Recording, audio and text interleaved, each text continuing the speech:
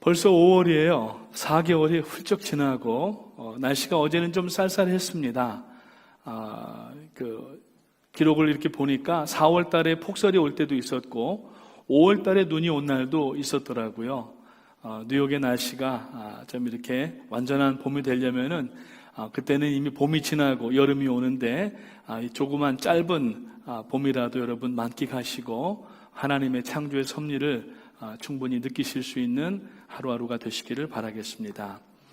지금까지 창세기를 진행을 해오면서 이제 아브라함이 창세기 12장에서 등장을 합니다. 그리고 하나님께서 아브라함에게 다짜고짜 복을 내려주십니다. 그래서 그 말씀을 보게 되면은 너는 너의 본토 친척 아비 집을 떠나 내가 내게 지시할 땅으로 가라 하시면서 내 자녀들이 민족을 이루고 창대케 되리라고 하는 말씀을 창세기 12장에서 해주십니다. 그리고 나서 이제 이 하나님께서 아브라함에게 75세를 부르셨는데 한참 시간이 지나도 어떤 기미가 보이지 않는 겁니다. 그래서 사레가 기다리지를 못하고 자기 몸종인 하갈을 아브라함에게 집어넣어 줍니다. 속칭 하갈 합방 사건을 이렇게 계획을 하고서 실행을 하게 됩니다. 아브라함이 그 이야기를 듣고 이것을 거부도 안 하고 아마 아브라함 생각에도 자신의 몸 상태를 보거나 또 사례의 몸 상태를 볼 때에 어쩌면 인간적인 생각에 불가능했으리라고 생각했을지 모르겠습니다. 결국은 이스마엘이 나왔습니다.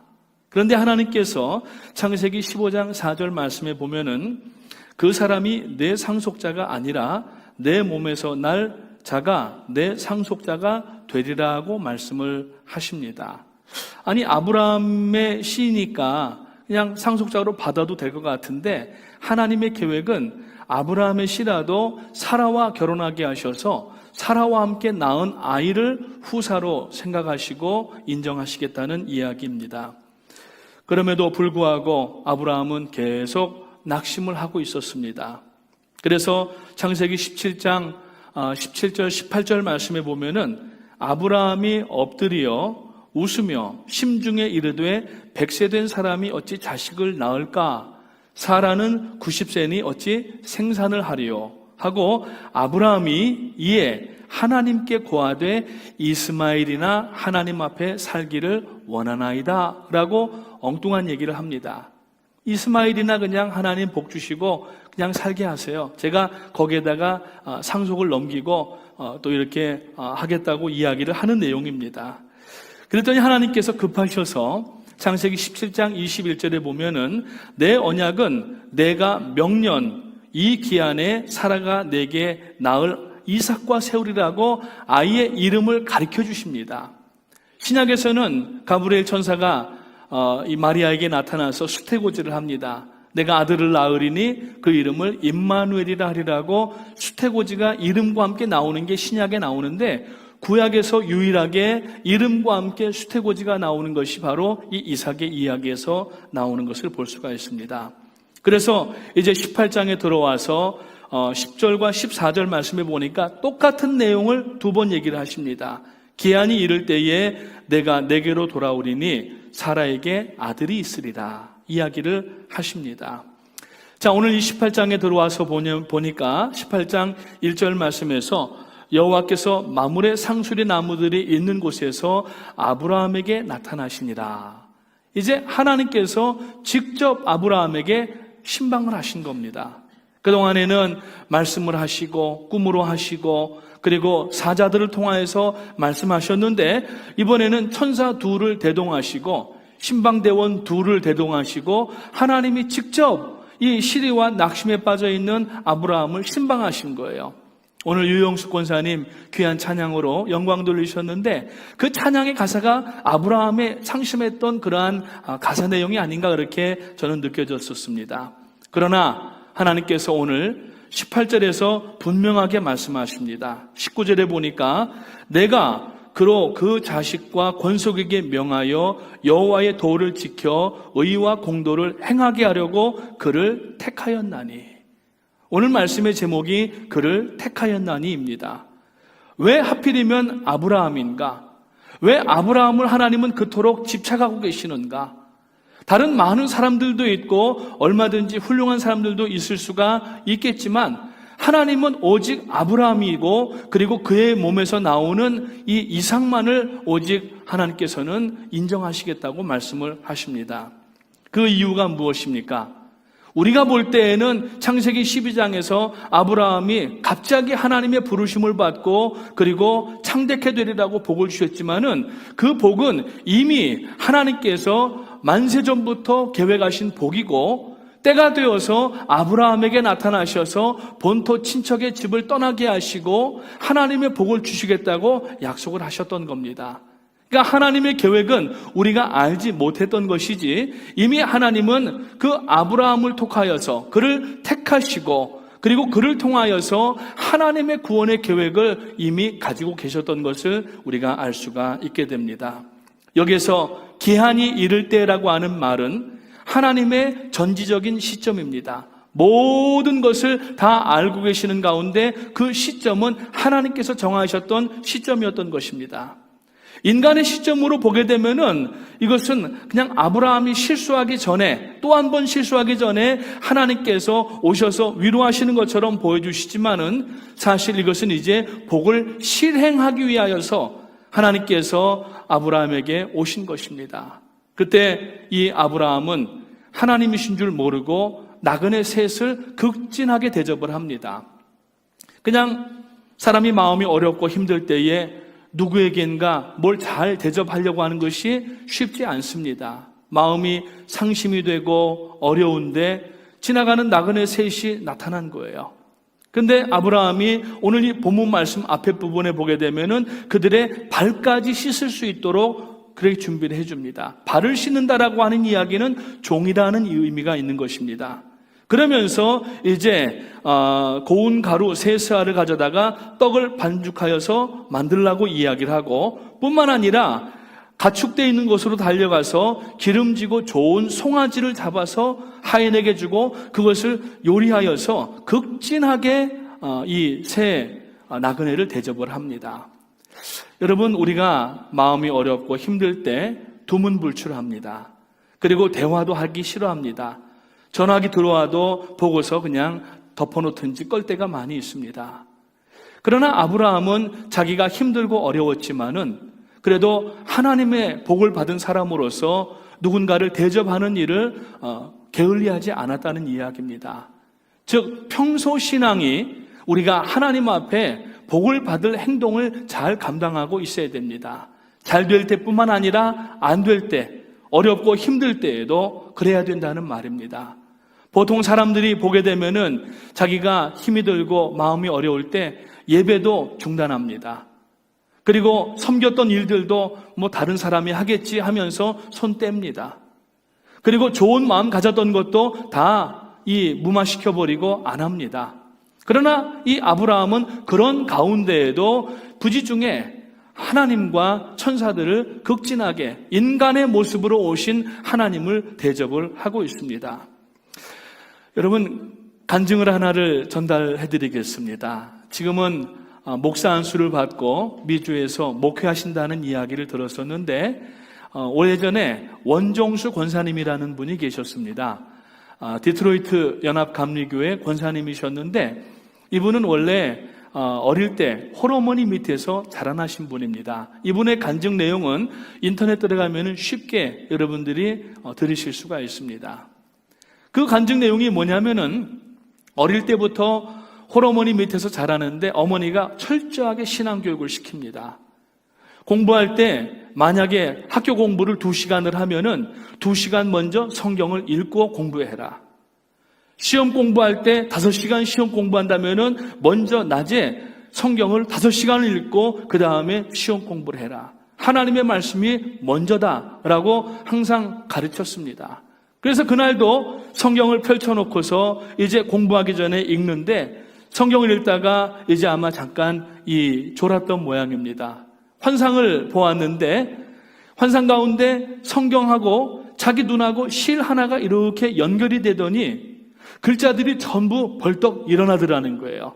차렷 하는 식으로 다 일어나가지고 글자 읽는 순서대로 이 글자들이 줄을 타고 자기 눈으로 들어오더라는 겁니다. 그래서 졸다가 깜짝 놀래가지고서 참 희한한 꿈을 다 꿨다. 그러고서 공부하는데 그 다음부터 어떤 현상이 일어나냐면은 하나님께서 지혜를 주시고 능력을 주셔서 책을 보면은 책 자체를 포로카피를 하는 거예요. 이건 속독 정도가 아닙니다. 속독은 대각선으로 읽어 내려가면서 전체 내용을 훑는 것이지만은 이거는 포로카피를 하는 거예요. 그러니까 나중에 어떤 현상이 일어나냐면은 고등학교 졸업할 때에도 수석 졸업을 하게 되고 서울대학교 의과대학 입학할 때에도 수석 입학을 하게 되고 의과대학 가서 그 원서로 된 교과서들을 보는데 전부 영어 아닙니까? 아무리 돌돌돌 외워도 이게 외워지지 않는 것인데 그냥 성경을 읽은 그 마음으로 말씀을 대하는 마음으로 그 책들을 읽으니까 그 원서들이 전부 찰칵 넘기고 찰칵 찍히는 거예요. 수석을 할 수 있겠습니까? 없겠습니까? 완전하게 수석을 하는 겁니다. 그래서 대학교 졸업할 때에도 수석 졸업을 하고 그 대한민국 의사 면허고시를 볼 때에도 수석으로 이분이 합격을 하게 됩니다. 조그마한 꿈이 하나가 있었습니다. 참 홀어머니가 자기를 어릴 때부터 그렇게 애지중지 키우시면서 시장에 나가서 다라에다가 물건 파시는 그 어머니, 내가 의사가 되면은 첫 번째 월급 봉투를 고스란히 어머니에게 갖다 드리면서 어머니 감사합니다, 어머니 수고하셨습니다 하면서 드리고 안아드리는 게 자기의 첫 번째 소박한 위시리스트 꿈이었어요. 그래서 이제 첫 월급을 받고 기차를 타고 서울역에서 대전역으로 내려옵니다. 2월달이었다고 합니다. 아주 추웠는데 그 당시에 난방시설도 잘 안 되고 하던 그런 시절 아닙니까? 추워서 종종걸음으로 이 대전역 광장을 지나가는데 어디선가 도와주세요, 살려주세요 이런 소리가 나더라는 거예요. 그래서 뒤를 돌아보니까 아무도 없는 거예요. 벌써 추우니까 사람들이 집에 다 갔어요. 그래서 내가 잘못 들었나 보구나. 그러고 가려고 또 하는데 뒤에서 도와주세요, 살려주세요 소리가 나는 거예요. 그래서 가던 걸음을 멈추고 뒤돌아서 소리가 나는 쪽으로 가보니까 가만히 있잖아요. 옛날 가만히 거적대기 있잖아요. 그 속에서 소리가 나오더라는 거예요. 이렇게 들춰보니까 정말 백발의 파파 할아버지 한 분이 거기에서 덜덜덜덜 떨면서 살려주세요, 도와주세요 이러더라는 거예요. 이분을 집에 데려가면은 또 여러 가지 어머니하고 좋은 시간을 가져야 되는데, 그리고 저분을 못 본 채 할 수가 없고 그래도 얼마라도 쥐어서 보내드려야 될 텐데 이 고스란히 월급 봉투를 드리는 그 꿈이 깨지는 거예요. 그래서 가려고 해도 자꾸 그 소리가 뒤에서 목을 잡아서 당기는 것처럼 느껴지더라는 겁니다. 결국에는 그 할아버지 거적대기를 치우고 자기가 업었습니다. 얼마나 축축 늘어지는지 그 무게가 얼마나 무거운지 알 수 없었다는 거예요. 그 집에를 도착을 했습니다. 문을 두드립니다. 어머니가 아들이 올 줄 알고 이미 문을 이렇게 열어놓으셨습니다. 두드리자마자 문을 열었습니다. 그런데 아들만 온 게 아니라 이만 큰 사람이 뒤에 엎여있더라는 거예요. 대전역 광장에 있을 때에는 바뀌고 또 추우니까 냄새가 안 났는데 집 안에 들어오니까 냄새가, 이건 코를 들 수가 없을 정도로 냄새가 나더라는 겁니다. 그래서 이제 방으로 들어가기 전에 옆에 부뚜막이 있는 부엌에 이분을 내려놓고 씻겨야지 들어갈 거 아니에요. 그래서 큰 고무 다라이 있잖아요. 다라이 아시죠? 김장할 때도 쓰시고 애들 목욕시킬 때도 쓰셨던 다라이를 물을 받아가지고 할아버지를 씻겨드리는 거예요. 옷을 벗기는데 이 옷이 얼마나 오래 입고 있었는지 이게 피부에 꽉 붙어가지고 이게 도대체 옷인지 피부인지 분간이 안 갈 정도랍니다. 바지를 벗기는데 할아버지가 반신불수여가지고 앉은 자리에서 그냥 소대변을 다 보신 거예요. 그게 꽁꽁 얼어붙어버린 겁니다. 코를 막고 막대기로 옷을 다 벗겨드리고 따뜻한 물로 씻겨드리니까 할아버지가 아이고 시원하다, 아이고 시원하다 하면서 얼마나 좋아하시는지 모르더라는 거예요. 결국 이제 씻겨드리고 아버지가 돌아가시기 전에 입으시던 옷이 아직까지 장롱에 남아 있었는데 그 옷을 가져다가 할아버지를 다 이렇게 마른 수건으로 닦고 옷을 입혀드리고 방에 왔더니 할아버지가 아들을 위해서 어머니가 정말 나름대로 정성껏 준비해 놓으신 이것을 물어보지도 않고 같이 식사하자는 얘기도 않고 다 들어버리시더라는 거예요. 그래서 어머니는 어이가 없어서 구경을 하면서 이제 하룻밤을 같이 자게 됩니다. 어머니 주무시고 원종수 권사님이 가운데 있고 그리고 그 할아버지가 아랫목에서 주무시는 거예요. 그러고 나서 아침에 이제는 밤에 못 나가니까 못 데려드려야 됐지만은 이 집에서 같이 있을 수가 없기 때문에 파출소로 데리고 가서 할아버지를 다시 업고 가서 이 할아버지가 이 집도 없으시고 연고가 없으신 것 같은데 어떤 기관에다가 좀 이렇게 부탁드린다고 하면서 자기 월급 봉투에서 반절을 떼가지고 그 파출소에다가 주면서 이 할아버지 잘 부탁드린다고 하고 이제 집으로 돌아왔어요. 그리고 시간이 많이 흘렀습니다. 이 원종수 권사님이 전문의 자격을 따기 위해서 미국에 와서 공부하고 워싱턴 DC 쪽에서 공부한 뒤에 이제 디트로이트에 일하는 곳이 돼가지고 병원이 돼서 일을 하면서 디트로이트 감리교회를 나가기 시작하신 거예요. 이분이 전문 과목이 캔서입니다. 캔서 스페셜리스트예요. 그런데 어느 날 몸이 안 좋더라는 겁니다. 그래서 같이 일하는 동료 의사에게 나 좀 진찰 좀 해줘. 그래가지고서 진찰해 보니까 암의 이름은 기억이 안 나는데 3기가 되었더라는 거예요. 암 스페셜리스트가 암에 걸려서 3기가 되도록 몰랐던 겁니다. 하나님 앞에 결국은 엎드립니다. 일주일을 작정을 하고 그 히터도 틀어놓지 않은 예배당에서 그 추운 겨울에 자기도 담요 하나 뒤집어 쓰고 일주일 동안은 금식을 하는데 마지막 날 역시 또 환상을 보게 됩니다. 천정에 갑자기 하늘로 구멍이 뚫리더니 여기서 빛이 내려오기 시작하더라는 거예요. 그러면서 핀 조명처럼 자기의 머리에 빛이 쪼이면서 음성이 들리는데 내 머리가 나았도다. 이 빛이 가슴으로 떨어지면서 내 가슴이 나았도다. 이 빛이 배로 내려오면서 내 배가 나았도다. 하면서 다 거슬러 내려가면서 발가락에까지 내 발이 다 나았도다. 그러더라는 거예요. 그래서 이제 꿈꾸고 나서 일어나 보니까 꿈인데 도대체 이게 무슨 일이지 하면서 이제 며칠 후에 검진이 있었는데 다시 동료 의사에게 진단을 받아보니까 동료 의사가 깜짝 놀라더라는 거예요. 무슨 일이 있었느냐고. 왜 그러냐 했더니 암이 다 없어져 버렸다는 거예요. 하나님께서 고쳐주신 겁니다.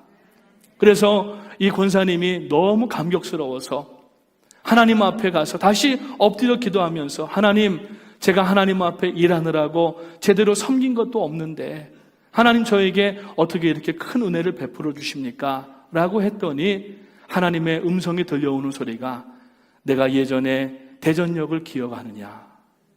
그때 돌봐주었던 그 할아버지가 바로 나다. 그러시더라는 거예요. 그러면서 내가 어렵고 힘들 때 그때 내가 도움을 받았으니까 너를 도와준다라고 얘기를 하시더라는 거예요. 어려울 때, 힘들 때 여러분 이웃을 돕는 것은 하나님을 돕는 것입니다.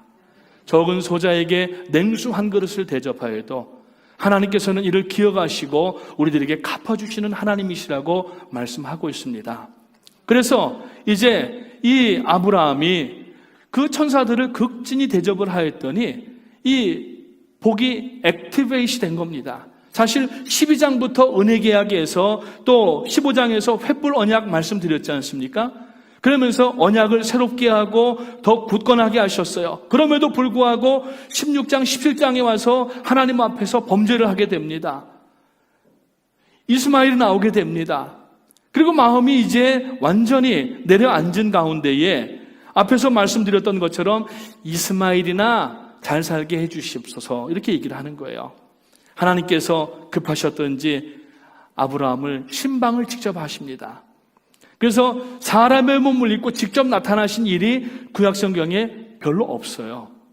직접 아브라함에게 오셔서 아브라함에게 약속을 다시 한번 갱신하시고 이번에는 내년 연수를 얘기를 하십니다. 내년 이맘때에 내 아내 사레가 아이를 낳을 것인데 그 이름이 이삭이라고까지 말씀을 하시는 거예요. 저는 이 말씀을 준비하면서 로마서 5장 8절 말씀이 생각이 났습니다. 그 내용이 뭐냐면은 우리가 아직 죄인 되었을 때에 그리스도께서 우리를 위하여 죽으심으로 하나님께서 우리에게 대한 자기의 사랑을 확증하셨느니라.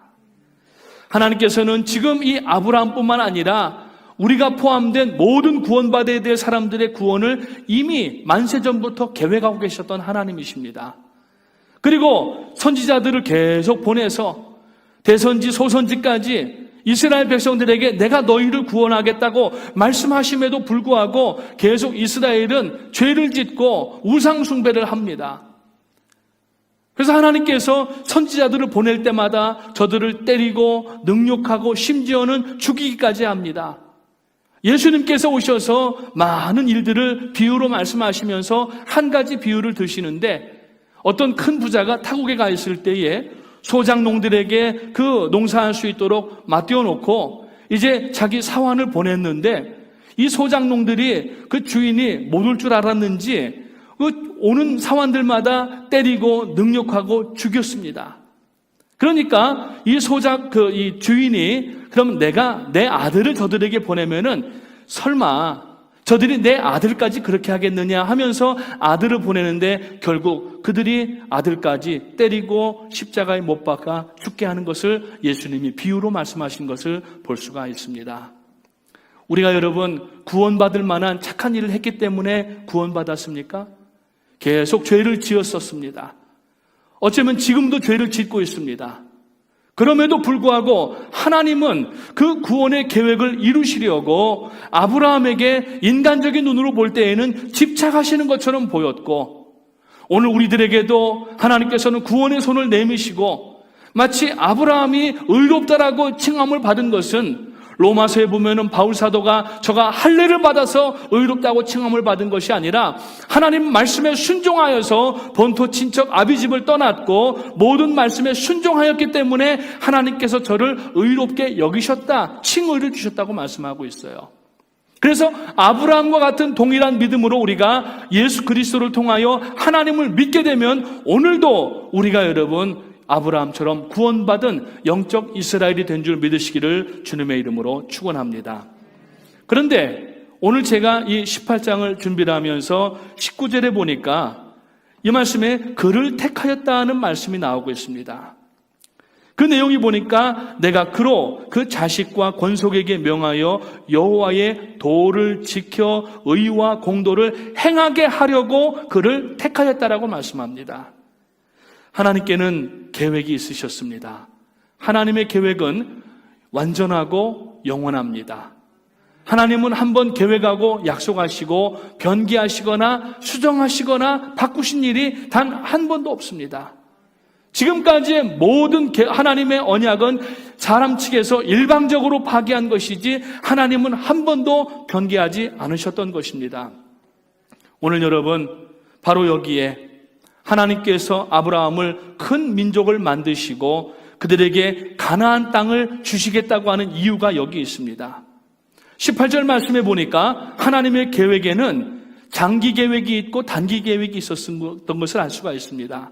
우리가 계획을 세울 때에도 장기 계획이 있고 단기 계획이 있습니다. 그 계획을 세우고 이를 규모에 맞게 예산에 맞게 진행해 나가는 겁니다. 하나님께서도 완전하신 하나님이시지만은 단기 계획은 뭐냐면은 아브라함을 먼저 부르시고 저를 통하여서 그 자손들을 복주시고 육신적으로는 마치 가나안 땅만 주신 것 같지만은 사실은 영적인 아브라함을 부르신 것인데 그 자손이라고 하는 말이 아브라함의 그 이스라엘 백성들뿐만이 아니라 오늘 여러분 예수 그리스도를 믿은 모든 우리가 하나님의 이 구원의 대상이 되었던 것을 오늘 본문에서 말씀하십니다. 그래서 그를 택하였다라고 하는 말씀은 아브라함만 택하였다는 말씀이 아니라 오늘 아브라함과 동일한 믿음으로 순종하고 구원받은 우리도 택하셨다는 말씀이고 아브라함에게 주셨던 이 사명이 오늘 우리에게도 있다고 하는 것을 알 수가 있는 대목인 것입니다. 하나님의 이 구속의 계획은 단지 아브라함의 후손만 강대한 나라가 되고 하나님의 축복을 누리다가 천국 가는 것이 아니었던 것입니다. 여호와의 도를 지켜 공의와 정의를 행하게 하려고 그를 택하였다고 분명히 말씀합니다. 도가 뭡니까? 지금은 있는지 모르겠지만은 한국에 가보면은 어떤 사람이 그 역에서 전철역 같은 데서 옆에 바짝 다가와가지고 혹시 도를 아시나요? 물어보는 사람들이 있어요. 거기 따라가면 안 됩니다. 그 도가 아니라 이 도는 하나님의 구원의 길을 얘기를 하는 겁니다. 우리가 전도한다고 하잖아요. 뭘 전합니까? 하나님의 마음을 전하는 거예요. 예수 그리스도가 이 땅에 성육신하여서 오시고 십자가에서 못 박혀 죽으셨다가 사흘 만에 부활하시고 그리고 승천하셨다가 다시 오시겠다고 하는 이 내용이 복음의 골자인데 이거를 전하는 것을 전도라고 얘기하고 이게 바로 하나님의 마음이라고 하는 겁니다. 하나님의 마음을 전해드리는 것이 전도라고 하는 것입니다. 그래서 하나님께서는 이 일을 위하여서 먼저 아브라함을 부르셨고 아브라함과 동일한 믿음으로 구원받은 우리들에게 같은 사명을 주신 줄 믿으시기를 주님의 이름으로 축원합니다. 제가 그래서 원로 목사님 앞에 계셔서 말을 끼워 맞추기 위해서 드리는 얘기가 아니라 하나님은 오늘 창세기 18장 19절에서 이미 414을 선포하신 겁니다. 다음 세대를 준비하라고 말씀하시고 계시는 것입니다. 오늘 여러분들의 꿈이 무엇입니까? 다들 미국에 참 아메리카 드림을 가지고 오셨습니다. 대부분의 마음이 물론 본인의 어떤 전공 분야에서 또 어떤 날개를 펴보기 위해서 오신 분들도 있지만은 대부분은 10중 8구는 자녀들을 위해서 오셨습니다. 자녀들을 공부시키고 또 잘 이렇게 성장하고 또 좋은 직장 갖게 하고 많은 인컴을 가지면서 살게 하려고 오셨는지도 모르겠습니다. 그런데 우리가 거기에서 끝나면 안 된다는 얘기입니다. 하나님께서 아브라함을 택하신 것은 자녀들이 그저 잘 먹고 잘 사는 것이 목적이 아니라 그 자녀들로 다음 세대를 준비하게 하기 위하여서 지금 오늘 우리가 414 사역을 하고 있지만은 저희들은 지금 그 아이들의 일면식 얼굴 본 적도 없습니다. 이름도 모릅니다. 그러나 이 일을 하는 것은 우리 다음 세대 아이들이, 다음 세대 자녀들이 오늘 우리 원로 목사님과 담임 목사님과 우리 장로님들과 온 교회가 지난 10년, 아니 그 전이죠. 오히려 20, 30년 전부터 우리 목사님 주일 예배 마치시면은 보따리짐 싸가지고 아이들 그 교복 만들고 신발 가지고 말씀 가지고 중남미 내려가셨다가 주말이면 올라오셔서 사역하시고 또 내려가시고 이 일을 이미 그 전에 학교를 여러 개를 세워서 실험하시고 하나님께서 때가 되셔서 2009년도 9월 달에 우리 교회에서 414 사역의 이름으로 시작하게 하셨는데 여러분 다음 세대를 준비해야 되는 것입니다. 우리 부모의 세대에서만 이것을 끝나고 말면은 안 되는 것입니다. 여러분들의 이제 손주들이 태어나고 있습니다. 증손주들이 태어나고 있습니다. 그리고 그 다음에 우리가 얼굴도 못 볼 자손들이 태어나는데 그 자손들까지 포함하는 이 하나님의 택하시고 역사하시는 말씀이 오늘 아브라함을 통하여서 우리에게까지 입혀진 것을 믿으시기를 주님의 이름으로 축원합니다. 지난주에 담임 목사님 오셔서 17장을 강의하시면서 하나님께서 아브라함과 사라의 이름을 바꾸셔서 아브라함에서 아브라함으로 사레에서 사라로 바꿔주셨는데 그 이름이 열국의 아비요 열국의 어미였습니다. 그러면 이제 아브라함과 동일한 믿음으로 구원받은 우리는 아브라함이 불림받은 것처럼 열국의 아비와 어미의 자격이 오늘 우리들에게 주어졌다는 얘기예요. 그러면 우리는 지금 내 자녀 한둘, 두셋, 네다섯 많은 집은 더 있을 수도 있겠지만은 그 자녀들 잘 건사하고 잘 살게 하는 거기에 머물러 있는 것이 아니라 여러분 우리가 때를 얻든지 못 얻든지 하나님의 이 복음의 말씀을 가지고 나가서 증거해야 될 사명이 오늘 이 창세기 18장 19절을 통하여서 이미 최초로 주어졌다는 사실을 여러분 알게 되시기를 주님의 이름으로 축원합니다.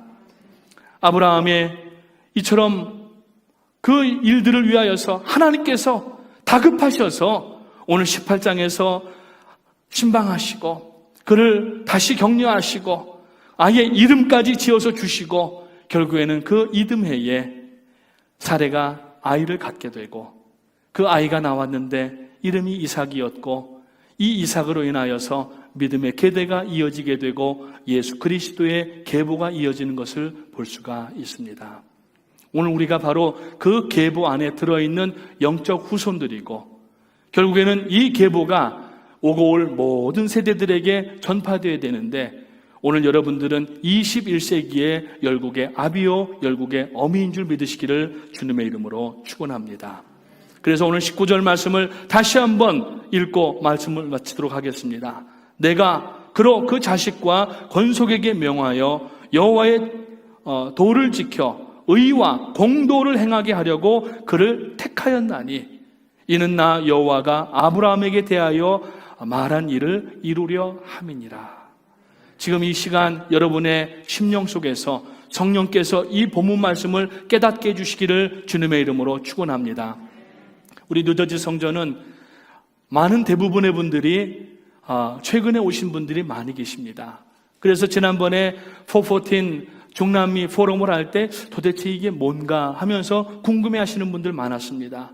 그래서 거기에 대해서 설명도 여러 차례 드렸고 지난주에 담임 목사님 오셔서 414 사역에 대해서 다시 한번 설명을 해주셨어요.